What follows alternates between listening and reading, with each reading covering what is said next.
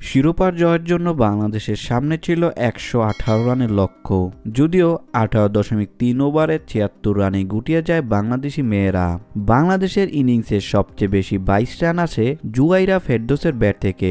Opener Fahmida ছোঁয়া করেন 14 বলে 18 রান। এছাড়া আর কেউ 2 অঙ্ক ছুঁতেই পারেননি। শুরু থেকেই আসা যাওয়ার মধ্যেই ব্যস্ত ছিল বাংলাদেশি মেয়েরা, যার কারণে সুপার 4-এর মতো এই ম্যাচও ভারতের বিপক্ষে হারল তারা। ভারতের হয়ে 17 রান খরচায় 3 উইকেট নেন আয়ুষী শুক্লা, 2টি করে উইকেট নেন পারনীতি সিসিদিয়া এবং সুনাম যাদব। ফাইনালে এর আগে টস জিতে ভারতকে ব্যাটিংয়ে পাঠায় বাংলাদেশ। 7 উইকেটে 117 রানে থামে ভারতের ইনিংস। বল হাতে শুরুটা ভালো করে বাংলাদেশ দল। ইনিংসের পঞ্চম ওভারে জোড়া আঘাত হানে ফারজানা ইয়াসমিন।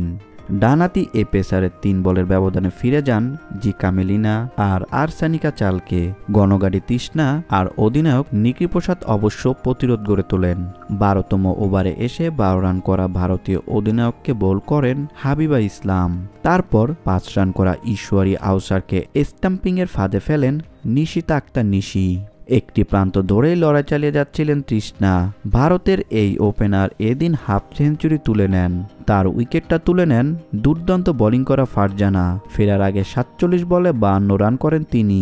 84 রানে 5 উইকেট হারায় ভারত। সেখান থেকে মিথিলা বিন্দ আর আয়ুষী শুক্লা দলকে 100 পার করে দেন। শুক্লা করেন 10 রান আর বিনোদ করেন 17 রান।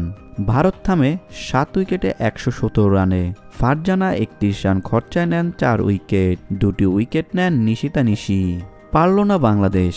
নারী অনূর্ধ্ব 19 এশিয়া কাপের ফাইনালে এসে স্বপ্নভঙ্গ হলো সুমাইয়া আক্তার দোলাদের।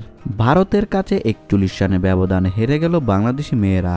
মালয়েশিয়ার কুয়ালালামপুরে বাঘিনীদের হারিয়ে নারী অনূর্ধ্ব 19 এশিয়া কাপের চ্যাম্পিয়ন হলো ভারত। ভিডিওটি দেখার জন্য অসংখ্য ধন্যবাদ। নিত্য নতুন এমন ভিডিও পেতে হলে আমাদের চ্যানেলের সঙ্গেই থাকুন, সাবস্ক্রাইব করুন, ভালো লাগলে অবশ্যই লাইক করুন।